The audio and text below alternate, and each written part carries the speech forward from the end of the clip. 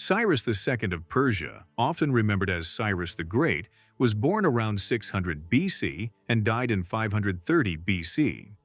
He was the founder of the Achaemenid Empire and came from the region of Persis.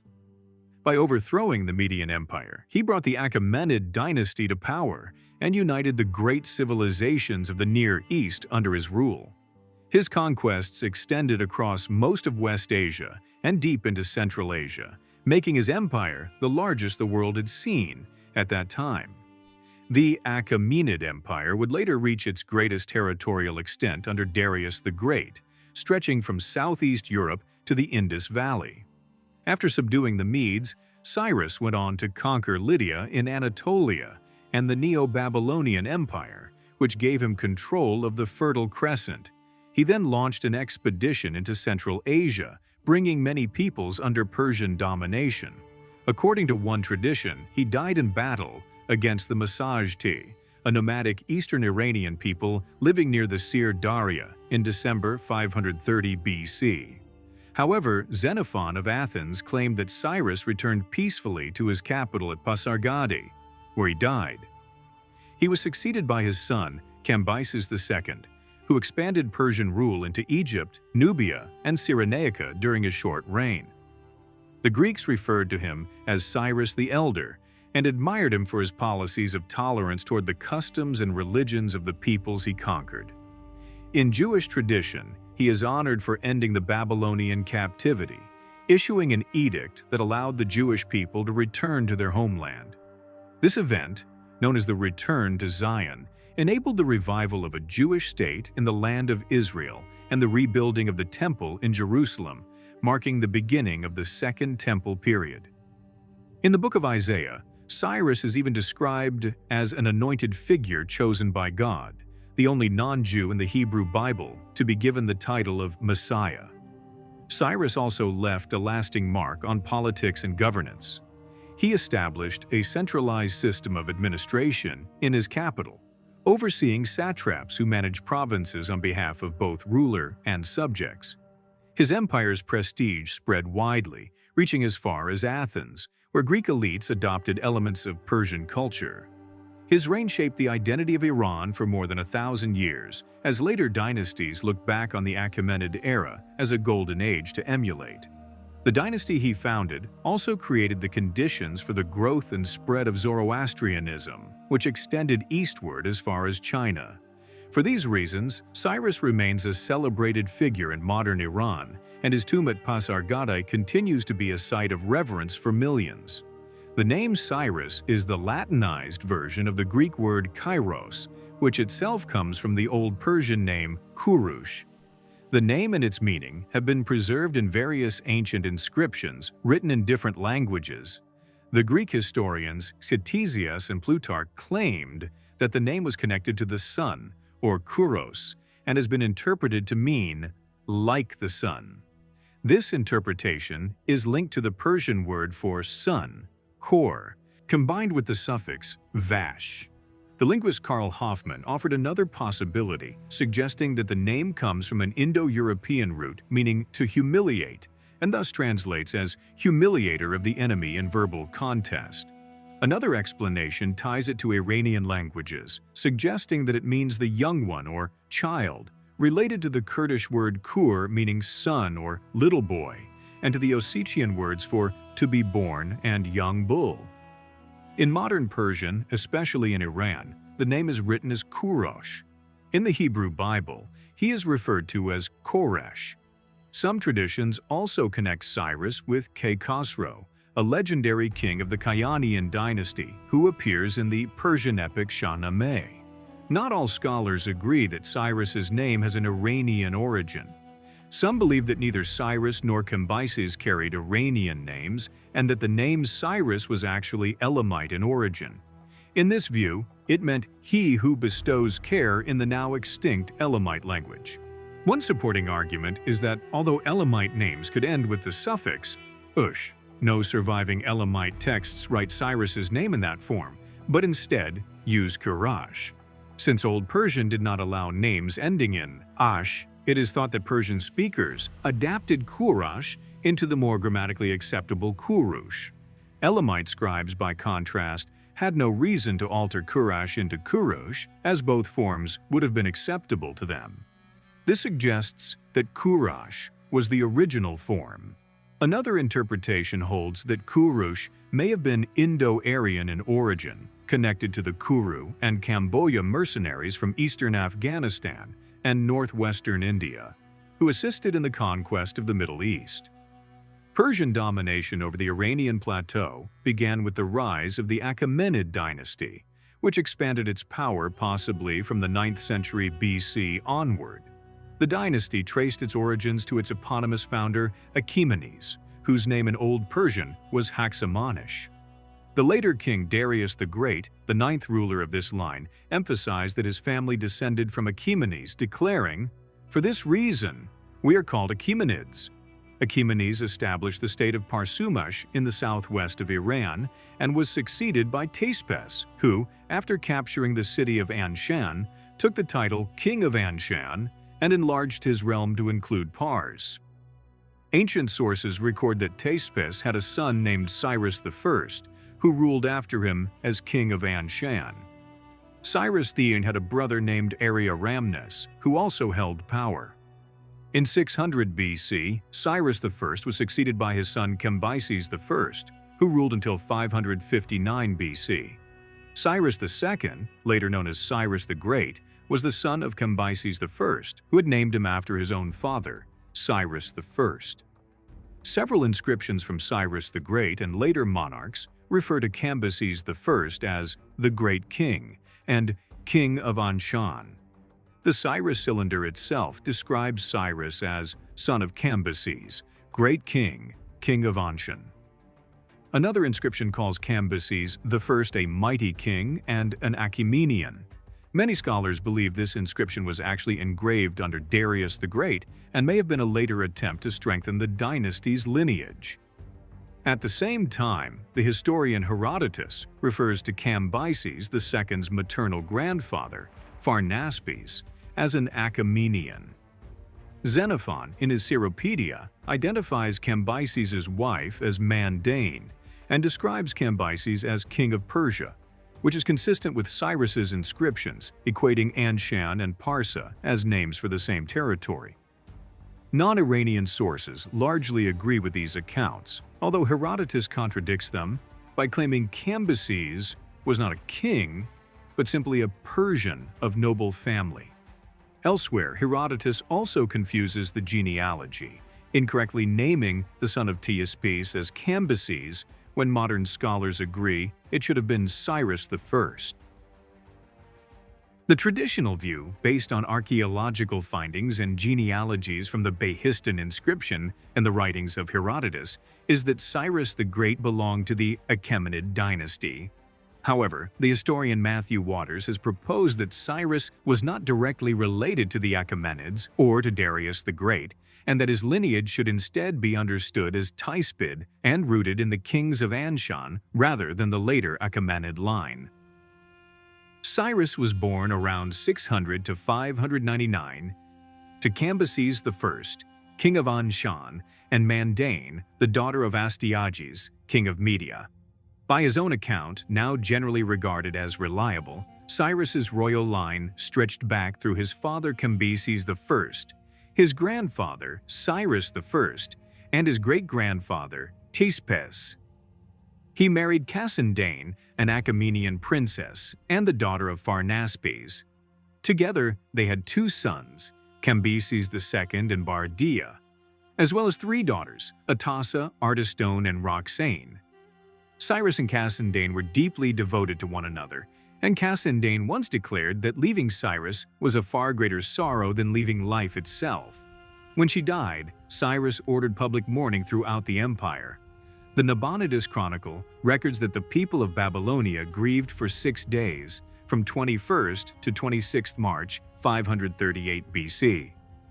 After the death of his father, Cyrus inherited the Persian throne at Pasargadae, which at that time was still under the overlordship of Astyages. The Greek historian Strabo wrote that Cyrus had originally been named Agradates by his step-parents. Later, upon returning to his family, his father Cambyses I gave him the name Cyrus, following the tradition of naming him after his grandfather.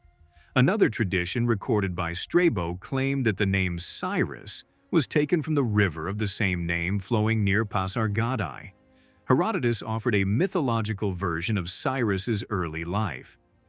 According to his account, Astyages, king of the Medes, had two prophetic dreams about his daughter Mandane. In the first, a great flood poured from her body and covered the whole kingdom. In the second, a series of fruit-bearing vines sprang from her and spread across the land. His advisors interpreted these visions as signs that Mandane's son would one day rise against him and seize the throne. Fearing this prophecy, Astyages ordered that Mandane, who was pregnant with Cyrus, be brought to Ecbatana so that the child could be killed. Astyages entrusted the task to his general Harpagus, who in turn passed it on to Mithridates, one of the royal shepherds. Instead of killing the child, Mithridates raised him as his own and presented his stillborn son to Harpagus, claiming it was the dead infant Cyrus. Thus Cyrus grew up in secret, believing he was the son of a shepherd. When he reached the age of 10, however, his true nature began to show.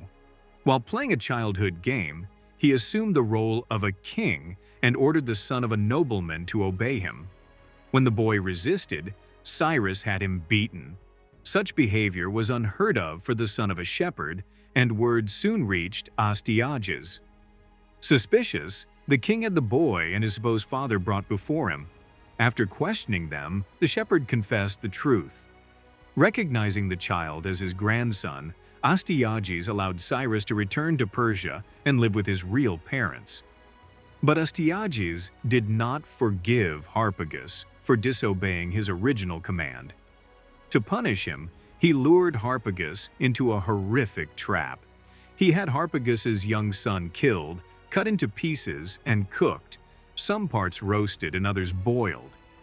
At a grand banquet, Astyages served the flesh to Harpagus, who unknowingly ate it. When the meal was finished, Astyages had the boy's head, hands, and feet brought in on platters, revealing the gruesome truth to the horrified father. Cyrus the Great succeeded to the throne in 559 BC after the death of his father, though at first he was not an independent ruler. Like those who came before him, he was obliged to acknowledge the authority of the Median Empire. Astyages, the last Median king, and Cyrus's grandfather, ruled much of the Near East, stretching from the Lydian frontier in the west to the lands of the Parthians and Persians in the east. The Nabonidus Chronicle records that Astyages launched a campaign against Cyrus, then described as King of Anshan. Herodotus recounts that Astyages entrusted his general Harpagus with the Median army to suppress Cyrus. Yet Harpagus secretly encouraged Cyrus to rebel and eventually defected, bringing with him members of the nobility and part of the army. This mutiny is also confirmed by the Nabonidus Chronicle, which suggests that the conflict lasted for at least 3 years, from 553 to 550. The final battle ended with the capture of Ecbatana and the defeat of Astyages. According to Herodotus and Ctesias, Cyrus spared the life of his grandfather and cemented peace through marriage to Astyages' daughter Amytis. This alliance helped secure the loyalty of powerful vassals such as the Bactrians, Parthians, and Saka. Herodotus further records that Cyrus subdued Sogdia during his campaigns between 546 and 539 BC, incorporating it into his expanding empire. With Astyages removed from power, Cyrus inherited command over his former vassals, many of whom were his own relatives. His father's cousin, Arsames, who had been king of the city-state of Parsa under Median rule, relinquished his throne. The transition seems to have been peaceful, as Arsames likely continued as the nominal governor of Parsa under Cyrus, holding a status closer to that of a prince or grand duke rather than a king. Arsames' son Histaspes, Cyrus's second cousin, was appointed satrap of Parthia and Phrygia. By consolidating Parsa and Anshan, Cyrus effectively united the twin Achaemenid realms into what became Persia proper. Arsames lived long enough to witness his grandson Darius ascend to the throne as Darius the Great, king of kings of Persia, after the deaths of both of Cyrus's sons. The overthrow of Media, however, was only the beginning of Cyrus's wars of conquest. The exact dates of the Lydian conquest are uncertain, but it must have occurred sometime between Cyrus's overthrow of the Median kingdom in 550 BC and his conquest of Babylon in 539 BC. Earlier, historians often place the fall of Lydia in 547 BC based on interpretations of the Nabonidus Chronicle, though this view is no longer widely accepted. The conflict began when the Lydians attacked the Persian city of Pteria in Cappadocia. King Croesus of Lydia besieged and captured the city, enslaving its inhabitants. Meanwhile, the Persians urged the Ionian Greeks under Lydian control to rebel, but their appeal was rejected. Cyrus then assembled an army, swelling its numbers as he marched through allied lands and advanced against Croesus. At the Battle of Pteria, both armies fought fiercely, and by nightfall the struggle ended in stalemate with heavy losses on both sides. Croesus withdrew to his capital, Sardis, the next day. Once back in Sardis, Croesus sent requests to his allies for reinforcements. However, before his allies could join him, Cyrus pressed the attack during the winter, bringing the war into Lydia itself. He laid siege to Sardis, setting the stage for the decisive Battle of Thymbra. On the eve of battle, Harpagus advised Cyrus to place camels in front of his troops. The Lydian horses, unaccustomed to their scent, panicked and broke ranks. This tactic led to the collapse of the Lydian cavalry. Cyrus captured Croesus and took Sardis, bringing Lydia under Persian control in 546 BC.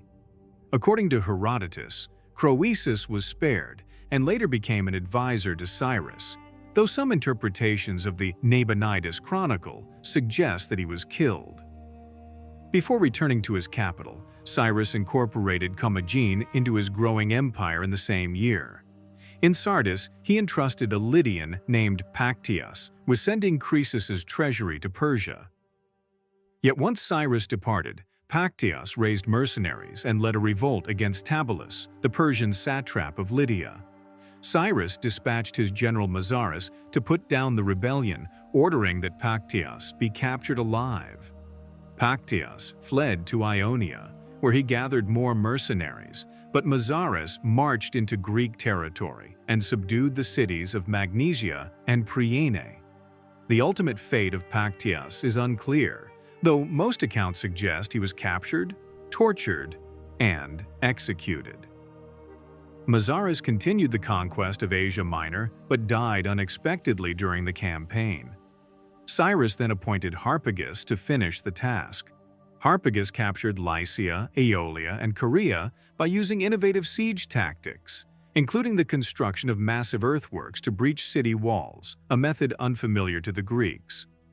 By 542 BC, Harpagus had completed the conquest of Asia Minor and returned to Persia, securing Cyrus's western frontier.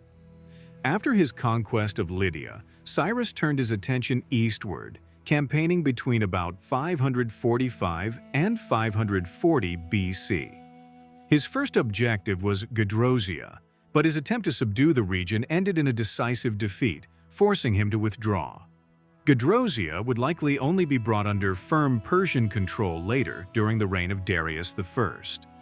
Following this setback, Cyrus advanced into other eastern territories, launching campaigns against Bactria, Arachosia, Sogdia, the Saka, Chorasmia, Margiana, and several other provinces. In 533 BC, he crossed the Hindu Kush Mountains and received tribute from cities in the Indus Valley, which suggests that he had established vassal states in western India. After securing his eastern frontiers, Cyrus returned with his army to Babylon to address growing unrest in and around the city. Cyrus had captured Elam along with its capital, Susa. According to the Nabonidus Chronicle, before the final battles, the Babylonian king Nabonidus ordered the cult statues from many of the surrounding cities to be brought into Babylon itself, which suggests that preparations for conflict had already begun during the winter of that year. In October 539 BC, Cyrus confronted the Babylonians at the Battle of Opis, near the city of the same name on the Tigris River north of Babylon. The Babylonian army was crushed, and on October 10th, the city of Sippar surrendered without a fight, with little or no resistance from the population. It is likely that Cyrus negotiated with Babylonian generals to secure their cooperation and thus avoid further bloodshed. Nabonidus, who had retreated to Sippar after the defeat at Opis, fled to Borsippa. On the 12th of October, the Persian general Gubaru entered Babylon with his troops, meeting no resistance, and captured Nabonidus. Spargapises, Tomyris' son and general of her army, attacked the camp with a third of the Massagetæ forces, easily defeating the defenders. Finding the supplies and wine, they feasted and drank heavily. Overcome by intoxication, they were unable to resist when Cyrus returned, with a surprise assault. Spargapises was captured, but later killed himself after regaining sobriety. When Tomyris learned what had happened, she denounced Cyrus's tactics as dishonorable and swore vengeance. She personally led a second force into battle, and in the fierce clash that followed, Cyrus was killed and his army suffered terrible losses. Herodotus describes this as the greatest and bloodiest battle of Cyrus's career. After the fighting, Tomyris ordered Cyrus's body brought before her, had him decapitated, and symbolically placed his head in a vessel of blood to avenge her son's death. Other interpretations exist. Some scholars doubt the truth of Herodotus's account, as he himself admitted there were multiple versions of Cyrus's death, passed down by sources who had not witnessed the aftermath. Herodotus also reports that Cyrus dreamed of the eldest son of Hystaspes, later Darius I, with wings stretching across Asia and Europe, a vision that some archaeologists have linked to the imagery of winged royal figures carved into Persian monuments, perhaps symbolizing the king's fate before his final campaign. The historian Muhammad Dandamayev has suggested that the Persians may have recovered Cyrus's body from the Massagetæ, contrary to Herodotus's story. Another account, recorded centuries later in the Chronicle of Michael the Syrian, claims that Cyrus was killed by his wife Tomyris, queen of the Massagetæ, during the 60th year of the Jewish exile. Xenophon, in his Cyropedia, presents a completely different picture, saying that Cyrus died peacefully in his capital. A final version comes from Berossus, who states only that Cyrus perished while fighting the Dahai archers northwest of the Sir Daria. The remains of Cyrus the Great were most likely buried in his capital city of Pasargadae, where a limestone tomb dating from around 540 to 530 BC still stands and is widely believed to be his. Ancient writers Strabo and Arrian describe the tomb almost identically, basing their accounts on the eyewitness Aristobulus of Cassandreia, who visited it twice at the request of Alexander the Great. Although the city of Pasargadae now lies in ruins, the tomb itself has largely remained intact and has been partially restored to counter centuries of natural decay. Plutarch records that Cyrus's epitaph once read, "O man, whoever you are and wherever you come from, for I know you will come. I am Cyrus, who won the Persians their empire. Do not begrudge me this small piece of earth that covers my bones." Cuneiform evidence from Babylon confirms that Cyrus died in December 530 BC and that his son Cambyses II succeeded him as king. Cambyses continued his father's campaigns, conquering Egypt, but his reign lasted only 7 years before his death. Power then passed either to Cyrus's other son Bardia or to an impostor claiming to be Bardia, who ruled for only 7 months before being overthrown and killed by Darius the Great. Descriptions of the tomb in Greek and Roman sources emphasize its striking design. It was built on a large quadrangular stone base with a pyramidal succession of smaller rectangular stones rising above it. At the top stood an edifice with an arched roof formed from stone blocks, with a narrow opening in the side so small that only the thinnest man could squeeze through. Inside rested a golden coffin placed upon a golden-supported table, covered with fine Babylonian tapestries and Median craftsmanship. A red carpet lined the floor beneath the bed. The tomb was situated in the fertile gardens of Pasargadae, surrounded by trees and decorative shrubs, and guarded by a group of Achaemenian protectors known as the Magi, who were entrusted with its care. In the turmoil that followed Alexander the Great's invasion and the fall of Darius III, the tomb was looted and much of its treasure lost. When Alexander reached Pasargadae, he was deeply disturbed by its desecration. He interrogated the Magi who guarded the site and brought them to trial, though some accounts suggest this was more a display of his authority and an effort to diminish their influence than genuine concern for the tomb. Nonetheless, Alexander admired Cyrus deeply, having studied Xenophon's Cyropaedia in his youth, which portrayed Cyrus as a model king and lawgiver.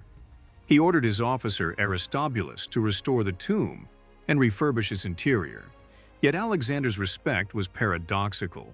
6 years earlier, in 330 BC, he had burned Persepolis, the splendid city traditionally linked to Cyrus, either as an intentional act of propaganda or in a drunken frenzy.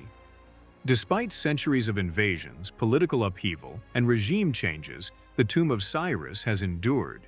In modern times, it drew the attention of Mohammad Reza Pahlavi, the last Shah of Iran, who highlighted it during the grand celebrations of 2,500 years of Persian monarchy to reinforce his own legitimacy, much as Alexander had once appealed to Cyrus's legacy. Today, the tomb of Cyrus the Great and the site of Pasargadae are recognized by UNESCO as a World Heritage Site, a lasting symbol of the founder of the Persian Empire.